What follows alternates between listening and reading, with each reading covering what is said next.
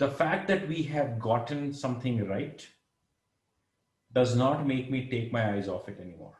That's the big difference, because you want to make sure that what's there is not going to remain that. You have to innovate on that also, right? And the constant innovation is the only strategy we have.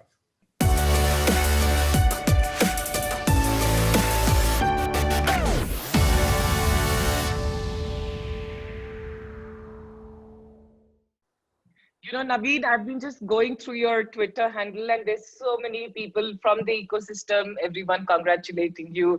From Caesar Sen Gupta of Google saying that he's looking forward to working with you, to Mohan Daspai saying you're a star, and congratulations, because, you know, besides all the, you know, the good positive vibe, the news of Glance becoming a unicorn and raising money right now, I think what is very significant is that to us, to all of us in India, you also represent an entrepreneur who stood his ground. You know, you for all young Indians, you're the first unicorn the country saw. InMobi, everyone looks up to what you built with InMobi, and now you've done it again with Glance as we end the decade. Tell me, what does this mean to you, to InMobi, to you as an entrepreneur, and to, you know, what you study of the Indian entrepreneurship ecosystem? Yes. First of all, I have to thank all of those people, because I think they've been very generous with their comments and gratitude. I would say a few things. I think one is entrepreneurship, and any of such fields is always about constant innovation, and not just the innovation on the product or the business, the market, but also about yourself. Right, and I think it's a constant. It's unlike sports, for example, where you peak and then you go away. In entrepreneurship, you can continue to, and and you have seen, like, you're some of the best examples in the country. Reliance in itself is the biggest example of that, right? So it's created. It had a very, very large. It was one of the top 3 companies in the world. Innovated itself, got into digital in a big way, right? And so you have to follow those examples, and that's true for for a period of 5 to 6 years, there was not too much conversation, noise around, what Jio is thinking about, or what Reliance is doing. So you have this period where, things kind of look lull, because, someone is creating the new things, and they come out with something which is very, very, very good. Those are examples that I really like, by the way, because, they're led from innovation. They're led from, a principle of, rethinking a space. And of course, we can't do it at the same level as that of a Jio, but we think we are also trying to do that in the space of digital, which we think we understand quite well. And to me, this was a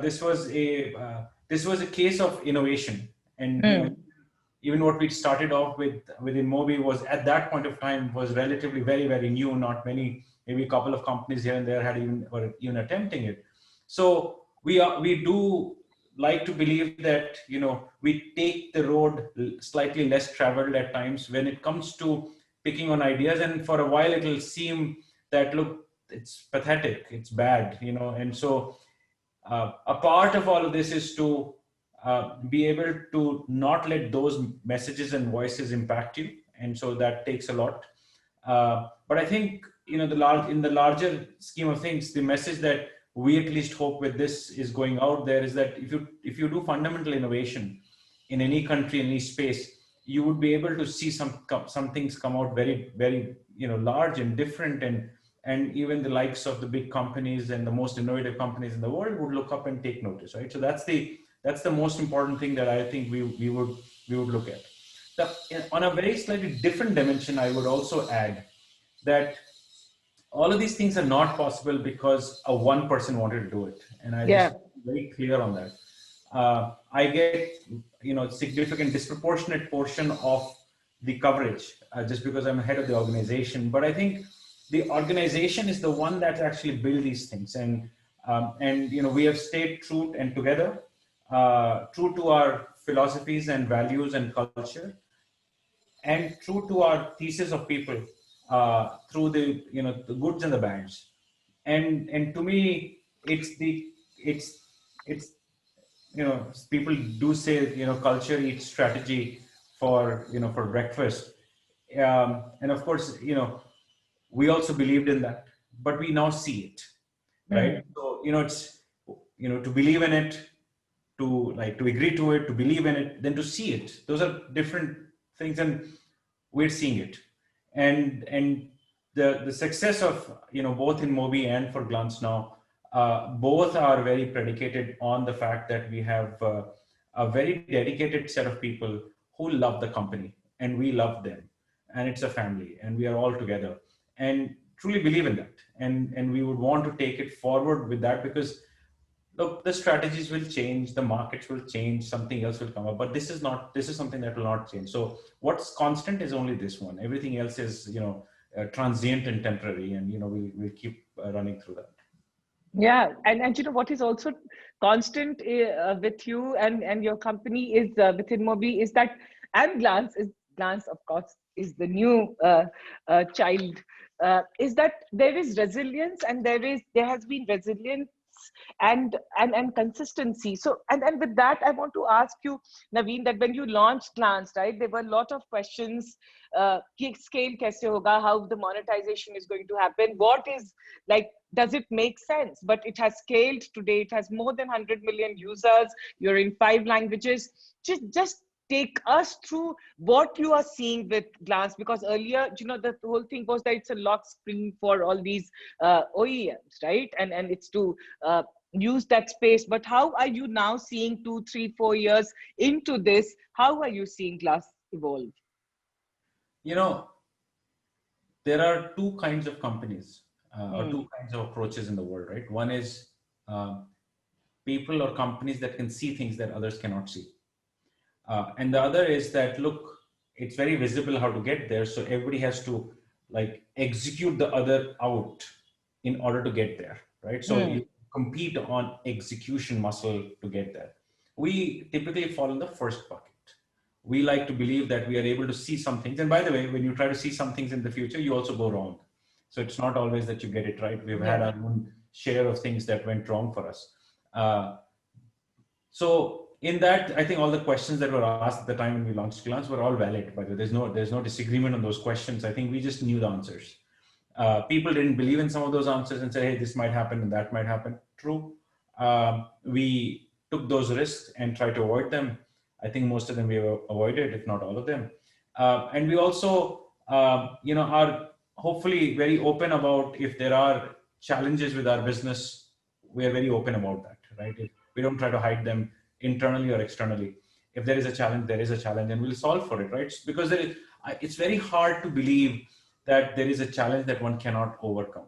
And the point I would add is, a lot of people people are very comfortable in drawing a straight line. So if it's not going to work, then you draw a straight line and say it's not going to work.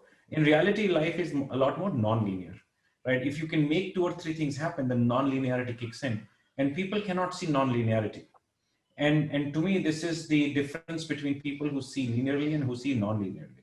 And so to us, if I were to think about life going forward, we have massive ambitions both for InMobi and for Glance. Now, more specifically on Glance, we think it is a new way for consumption of content in the world. It's an AI-led platform that is already changing the way people can, changing the way people already consume content. There is no reason for you to essentially keep going into the phone and tapping onto an app. If I like a YourStory content, and then it should come to me automatically if you are a partner of ours. If I don't like it, please don't force me. Right? Yeah. It's not going to really help. And so from a consumer experience point of view, it is completely changing the way people should consume content. So that's one part of it. On top of that, we also connected and said entertainment is changing, and we don't want to take the high ground on trying to say that we innovated the new content stream, which is influencer-led content, which is what we get through Reposo. It was done by TikTok, and they have massively scaled it. Because they're absent in India, we are essentially trying to take that mantle to a certain level to say, look, there is a very different new generation of content that millions of us will create. Like, how do we get like thousands and thousands of Shradha Kapoors out there? Right? How do we get thousands of Shradha Sharma out there?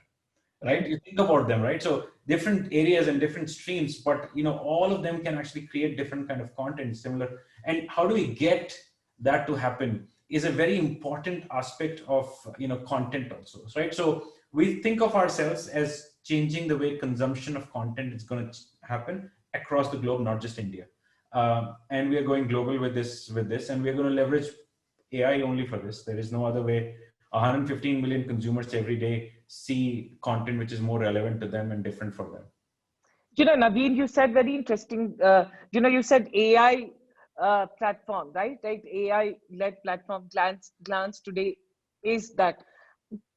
Whenever there is a conversation, and you would have heard this, that whenever there is conversation across board, then people say that nobody has done what ByteDance has done when it comes to leveraging, AI, machine learning. I want to understand, and that's like, and then what they put significant resource, capital, time to do that. I just want to understand again, from you, when you look at Glance, when you look at Proposo, of course, there is a gap right now, especially in our country. But how are you thinking about the tech, and how are you thinking about AI? So look, the reason why you would not see a lot of success of the examples of it through AI like ByteDance has done is because AI really functions very well at larger scale, slightly larger scale.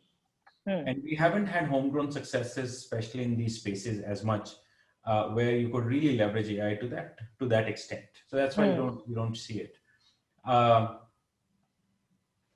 our point of view, we are a big believer in homegrown, in-house grown talent, and we're a very solid AI shop internally. That's why we have what we already have. Now, of course, with this new capital, etc., we're going to go deeper into that. I don't have a magic wand in terms of saying what's the, how are we going to crack AI? But I think what we do are making sure is that everyone in the company, right from myself down to the operations person, everyone basically thinks AI first. There is no other way to progress in this world if you're not an AI first thinker, which means any problem that you want to solve, if you do not have if you're not thinking about it from an AI first perspective, you're not asking the question, at least you may not know the answer, you're not even asking that question, then trust me, you will be obsolete in less than 5 years. And we have to believe in that, right? We don't want to be obsolete. And the saying is out there that either there will be companies who will embrace AI or you'll be shut, right? There's only two scenarios. So, right from creation of content to, personalization of content to personalization of operations, automation of the operations, everything will be AI-led, right? So for us, we, just like you would have in every unit, subunits of in any company, you would have engineers and product managers and designers. We now have AI people in every subunit, and they are core members of that team. And the first question everyone who leads these subunits has to answer is to say, how are we solving this through AI? And if you don't ask that question, you'll be removed. And it's that important, because till we take, and by the way, I'll give you an example of this in practicality. About a year ago, about a year ago, we sat down and we kind of put down our plans for, international expansion. And we said, okay, if we were to expand in these many markets by these many time, in this much time frame, let's say 2-year time frame, this is a year ago, right? We would need anywhere close to about 1,000 more people in the company. Our AI had stood up and said, wait a minute, my machines can do this job, and you would not need to hire 1,000 people. Now, there was a split room out there to say, hey, yeah, that's great, that's cool, and that's nice, but maybe if it doesn't happen, then what's the, will we? Today, we are scaling, and we have half the number of people than we had a year ago. And we would require probably 1/25th of the number of people to scale to the same level that we were planning to scale a year ago. And that's happened. It's a reality for us. So AI is what's the right way to explain this? But it is not predictable, right? So, but you have to keep trying till it gives you results. And the minute it gives you results, it's a compounding interest result, right? So, and it compounds on a daily basis. So if you think about compounding on a daily basis, it is very similar to the curve in the beginning, but then it takes off. So you have to have patience in the beginning with AI to say, okay, I will keep trying this. And I think we are seeing few results, and this is just one example of it. We are seeing some very practical results of AI in play for us, and we are very confident that that's the only way for us to go forward. Yeah. Naveen, also on the scale which glance, the numbers that you have today, they're phenomenal, big numbers, and now with Tropo. So, but there have been platforms, and we've all seen in the last few years, there have been platforms, there have been significant funding that has gone into the space, and more so in local languages, content, social content. But we haven't seen that kind of sustained scale. I would love to hear your view. You've got such marquee investors, and you have demonstrated scale today. You are going after a global market. What do you have to say? What are some of the challenges in this space? I think there are 2 or 3 things, right? One, in any of these consumer platforms, you have to keep solving for the consumer. And why I say that is because I think people confuse the numbers as success. The number is not a success. I can, for example, 6 months ago, we could have spent few millions of dollars and gotten a lot more scale on Proposo. We didn't. Everybody else in the market was spending money on short video. We didn't. Why? Because we wanted to make sure our product is delivering the unit economics and has a high retention rate and has a high engagement rate. Because if you don't have a high engagement rate and high retention rate, you can pour the money. Yeah. It'll go away. So, but that takes time, and there is no predictability on when you'll get it right. So one thing's become very clear to us: we do not rush into scaling. For example, even on Glance, we spent 2 years plus this being a project before it became a unit within InMobi. Forget becoming a company, right? 2+ years was just spent on getting the product right. And we kept on doing that, and the team was less than 10 people, maybe 5 to 7 people. And then at some point of time, we said, okay, this is a subunit. So we increased it to about 20, 25 people. It was only 18 months ago, we said, okay, the metrics look okay for us to scale. Now it will be a large one, we can pull it out. So we were not in a hurry. But the point I'm trying to make is, you've got to solve for the end consumer, and you've got to have those metrics that you really have to constantly work on. And if you try and scale too early just by throwing money at people, throwing money for consumer acquisition, it is not going to work, because the consumers are not really there to say, oh, somebody paid money to get me, I must stay at it. There is no reason for them to do that, and so they go away. And I think that is what's very, very critical for all of us to understand, is that in consumer businesses, or irrespectively, even in the B2B businesses, you got to get your product right, and you got to get that right. Till you get it right, you cannot go and scale it. Yeah. So funding is not necessarily the best criteria to define the future success of yours. It is to say you have the resources, but whether you'll succeed in future or not is a function of how much is your customer really liking you. And I think at some point of time, and this is a different point than what you maybe were asking me, entrepreneurs in the country need to be able to say no to the rapid growth asks from the investors.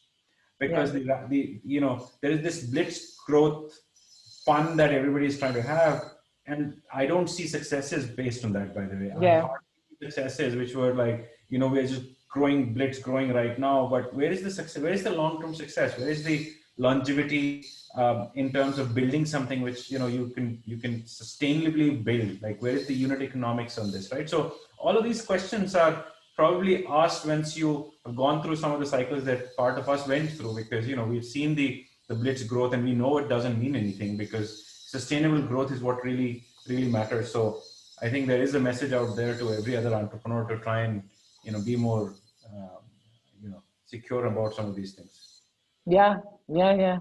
Having said that, you've got very marquee investors. I didn't know, honestly, of Mithril Capital, which is founded by Peter Thiel, and Google. So tell us, Naveen, is this the first investment of Mithril Capital in India? No. So Mithril is co-founded by Ajay Royan and Peter Thiel. Ajay and I know each other for many years now, about 6+ years. and their fund is one of they fund very advanced platforms mostly. This is their second investment. So they invested first in us last year. So that was their first round, and they participated in the second round also. And they also have one other investment in India. I think it's called it's in the robotics space. So they have one more investment in India. So yeah. So it's been a great partnering with them in trying to build this out.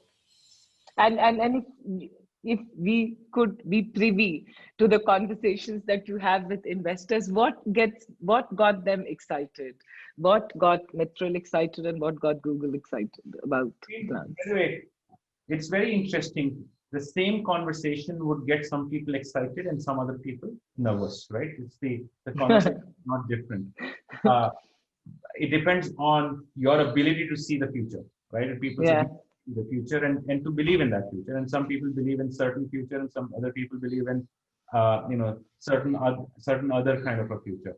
And so I think what both Mitral and Google really liked was the way we were changing the consumer experience on the phone.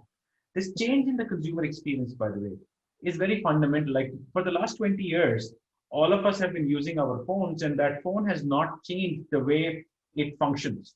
The lock screen specifically, by the way, that's what I meant.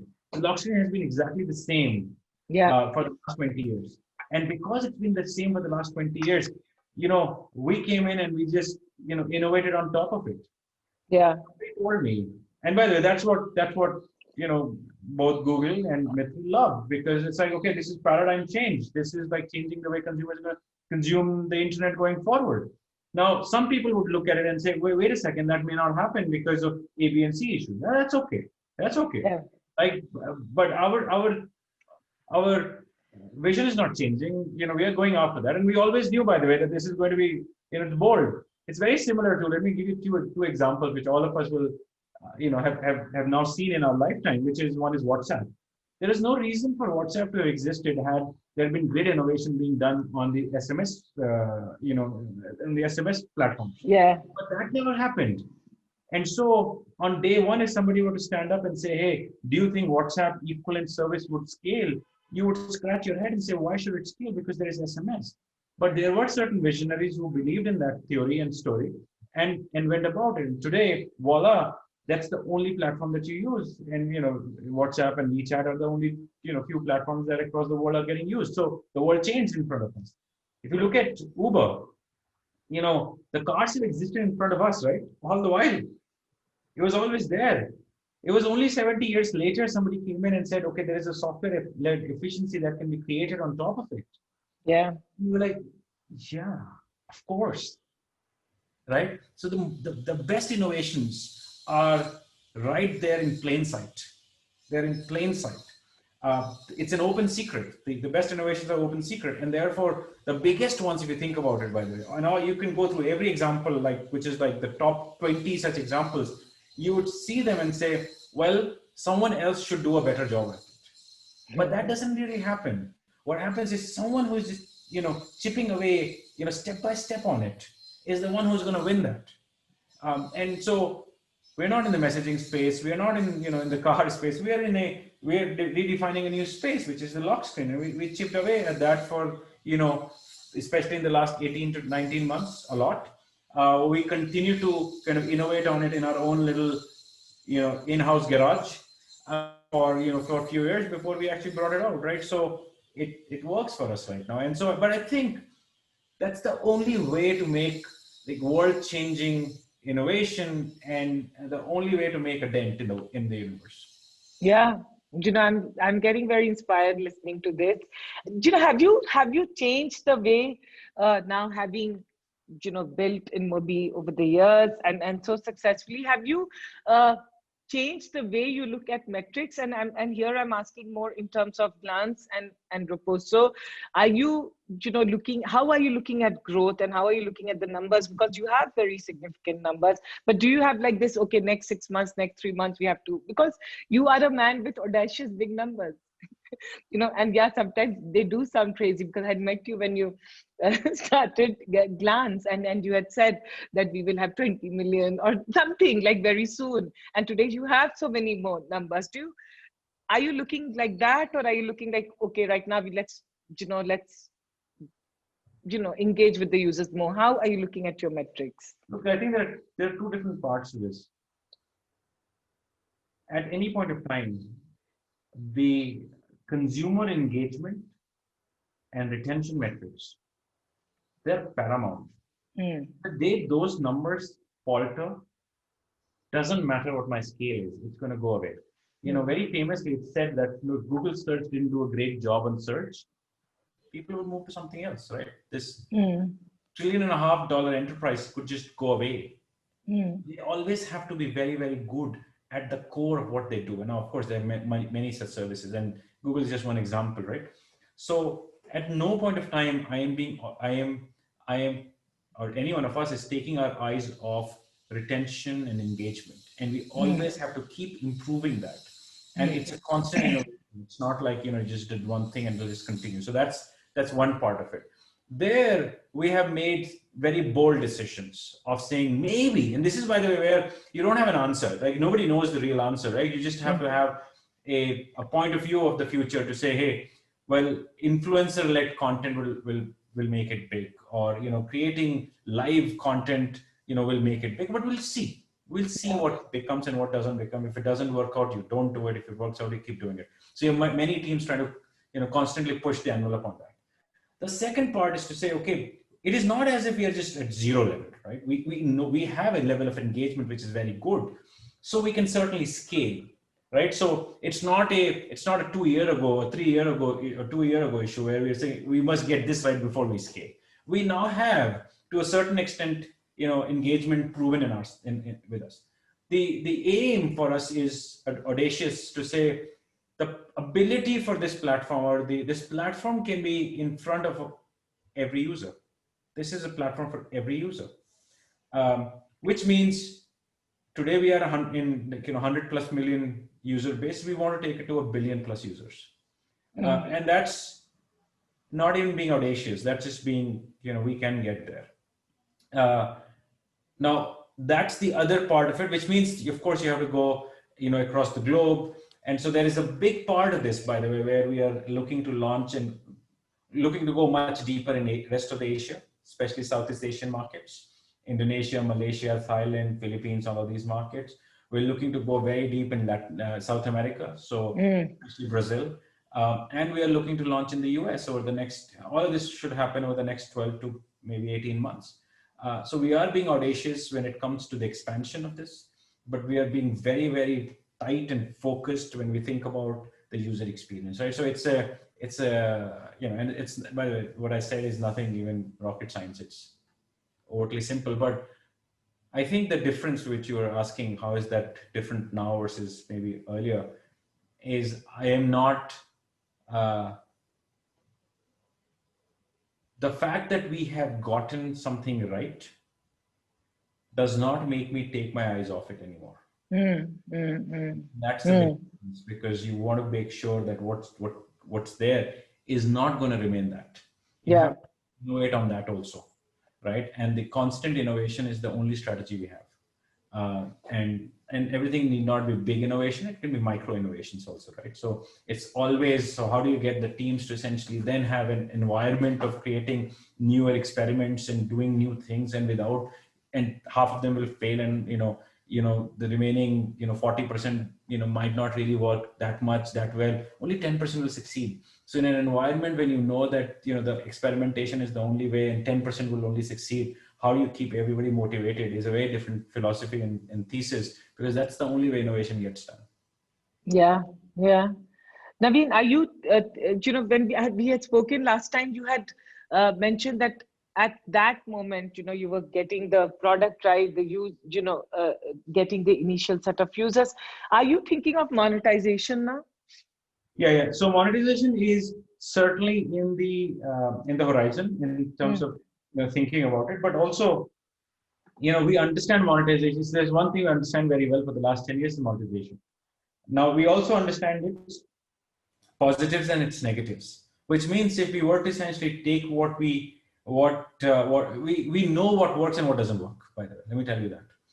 And what works and doesn't work, not from monetization point of view, from a consumer experience point of view. So even when we think about monetization on of Glance, we are very clear that over this year, we are going to experiment a lot. We're going to experiment like crazy on many, many things. And we got to get it right. It has to be very native, very value adding to the end consumer, because if it is, then it's not seen as an ad. If it is not seen as an ad, then you can just keep paying for it and then keep making money out of that. Of course, it's a business, you have to make money out of this, right? So, but we have to also get it right. The good part is we have a very large engine which support this on day zero. What we don't have a full answer on today is what's that experience that you have to create. Everything else in the back end is ready for us. That's our advantage given the size of InMobi. Yeah. I want to ask you, and I'm just asking because this is what we discuss, and maybe this is what one thinks, that InMobi should go for an IPO. And I'm sure as entrepreneur like you would have it in your radar and properly. And then I just want to, we saw such a good IPO of Pubmatic, right? Like recently, and how the share price rose just in few hours. Want to understand from you, you've built InMobi, it is an iconic brand, we've all looked up to it. Are you thinking about, and now you have Glance and you have Roposo and I don't know what more, but are you thinking of going public? So I'll tell you what has happened in the last 24 months and give you a little bit of that to answer the question. In the last 24 months, ad tech as a space was not necessarily, before that, the ad tech as a space was not necessarily looked upon favorably by the investors, because the belief was Google and Facebook would take the whole market. Yeah. I'm very clear with a lot of things happening out there is that they would certainly have, and including Amazon now, they would certainly have a large share of the market, anywhere from 65% to 75% of the market would be with them. But the advertising market is so large, so massive, that there is still a 25 to 30% market which is left out there. And in that space, there will be few players who will become large. And therefore, the pent up demand of independent players in the advertising space is really fueling the ad tech stocks to really soar. And if you were to look at the index over the last 24 months, the ad tech index, by the way, has gone up almost by 4x relative to others. So now it's actually one of the top performing, if not the number one performing industry segment today in the last 24. Now, this of course means that it's a great time for any ad tech company, including us. Our performance in the last 24 months, like 2020 was the best year in our history ever. Phenomenal growth, massive profitability. Everything just looks like it's on a rocket. So certainly we feel very excited about this, and we are evaluating it very, very strongly as we speak. I don't have an answer on when and etc. right now yet. We haven't devised that, but it is certainly on the horizon. Yeah, and then Naveen, that brings me to one of maybe my last question. And you will also agree here, is that you came into the startup world, and I remember very early days for me, for all of us, and we saw you were like, poster boy jo hota hai Indian startup ecosystem, you were the first, and we all were looking. The success you got was so instant, so quick, and of course your personality added to the overall this attention that you're getting. But in between, InMobi had a tough time, and then you pulled everything together and became profitable. And I remember meeting you over the years and many places, we've discussed, and you said that, and with pride, I could see that profitability, the orientation that you changed. And then now with Glance, again, it's very important to discuss this, that, again, you have built a unicorn, and I can just imagine at the back end what it would mean and what it has meant. I want to understand from you, and this is for all the entrepreneurs, jo bhi dekh rahe, for everyone. To me, one can debate on many things, but one can't debate about you is on resilience, endurance, vision and mad scale, which you somehow go and make it happen. And then I can also imagine at back end how much of what it would have meant. What will you tell entrepreneurs today? And be very honest and authentic and tell us what it has meant. Yeah, yeah. Because this is a big moment today, but Yeah, no, of course. Look, and well, it's a great question. And there's a lot of learning in that cycle, by the way. yeah, A lot of yeah, learning in that cycle, things that we did well and many things that we did not do well. There are a few things that I always now, when I talk to the entrepreneurs, I do tell them. One, uh, fundraise is not a success, but it's not true. Like people like you cover that. And so it, for, early 30s, it's like, wow, this is it. Have I arrived? Uh, but the reality is that's not an arrival. That's just a beginning. yeah, But there's no one to tell you that. And the people that surround you at that point of time don't tell you this because they only tell you that, look, you arrived, you've made it. But it's just the beginning. If you think about this, $1 billion company is irrelevant in the larger scheme of the world. It's irrelevant in the larger scheme of the world. It has no meaning. But yeah, it's a great milestone that you can be there. That's what it yeah, is. So somebody has to tell you that, and somebody has to slap you into place if you're not there. And we went through that same blitz ourselves, and we didn't have anybody to tell us that. Now, I see a lot of the companies in India. I think somebody covered. I think your platform only covered that 11 unicorns got created in the country this year. I think it's important to go back and analyze the true performance of the companies, not in terms of the valuation all the time, but also in terms of, how are you doing on unit economics? How are you yeah, doing on, and it need not necessarily be that you must be profitable, but at least on unit economics, if you're profitable, like, are you able to get there? Can you see profitability? Do you really have market share that is coming by yourself, or are you, paying for getting the market share again and again and again? And how long will you continue to do that? And these are just very simple questions, which, by the way, are business 101 questions. And somewhere in this frenzy where I think the alignment between the investors and the entrepreneurs is not there. The incentive structure between the investors and the entrepreneur is very misaligned in my view. And now I've seen this up close. If the company is doing bad, then the investor basically says, hey, I don't need to see it because I have a portfolio strategy, right? So they do not spend time with you. They would like to dump your stock and kind of move on to someplace. So there is misalignment of that, because as an entrepreneur, that's your only life. So you're working hard on it. yeah, Very well, by the way. If you're doing very well, then also the incentive is not aligned. Why? Because the investor out there wants a markup on the valuation so that he could become a hero in the fund. Well, that's yeah, not what your objective is. So therefore, they come on the board and basically tell you to say, spend more money, improve the vanity metrics. Wait a second, the vanity metrics is not a business. Vanity metrics is vanity by the name of it. So yeah, that's not necessarily true, but they're looking to optimize a very different metric, which is in a 2-year time frame. I invested in X, I got it at 3X. Look at it, I'm the hero. Because that's not what it is, because your markup has no real dollar return attached to it. But that's what the world is going through right now. So someone also has to sit put people down and say, or entrepreneurs up there and say, hey, your incentives with the investors is actually not going to be aligned. You should know what you want to build. Be very yeah, clear what you want to build. And so therefore then go ahead and build that, right? So there are three or four things. One is, when the investment comes in and you become a large enough company, don't go crazy. This is just the beginning. Second, your focus on unit economics and profitability. And third, the lack of alignment with the investors is a very tragic one, by the way, because those are the ones who are spending most of the time with them. Now, in all of this, I think the piece which gets missed, which I think we got right, because of which we are where we are, was the people dimension of it, which is to say, the conversation which will never happen in a board meeting would be the one which is around how are your people being treated? Are they happy? Are they secure? Do they trust you? Do you trust them? And the check for that, the metric for that, is to see how many good people are leaving the organization, not attrition at a higher order. How many good people are leaving the organization, and how many leadership people are leaving the organization. If your leadership retention rate is like low and attrition rate is high, this strategy is flawed.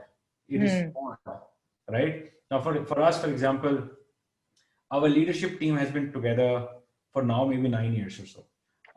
And that, I mean, a broader leadership team, like some 75 people, right? Average age is like maybe 7, 8 years. We are a 12-year-old company, right? So they have been with us for, majority of our life. I don't have to call them anymore. I don't have to pick the phone and talk to them at all points of time. I just, you just send a WhatsApp and get, they get it, and they get me, I get them, it works both ways. Yeah. So that piece of it never gets talked about in the board meetings. It's not an important criteria. I see companies, throwing money at people, kind of being brash about how to treat people and humans, and and that's not right. And you're not going to build a long-term sustainable enterprise if you do not think about the most important asset, and not just in the words but in your actions, right? So those are the 4 or 5 things that I would say are just very crucial and different. Some of it we got right, some of it we learned. Hopefully we are now doing most of them, but those are the things that I would tell any entrepreneur out there. Yeah, thank you so much. Are you taking off now? New Year's valuation is high, second unicorn. The work starts now, as I said just now. So no, I'm not. Staying at home is not bad. Been staying at home for now about 10 months now, 9, 10 months. So. Oh, so you're not working, so your office is not open. No, we will open middle of next year in July. So Okay. It's not open for the next 6 months. So everybody's at home, and they should be at home, right?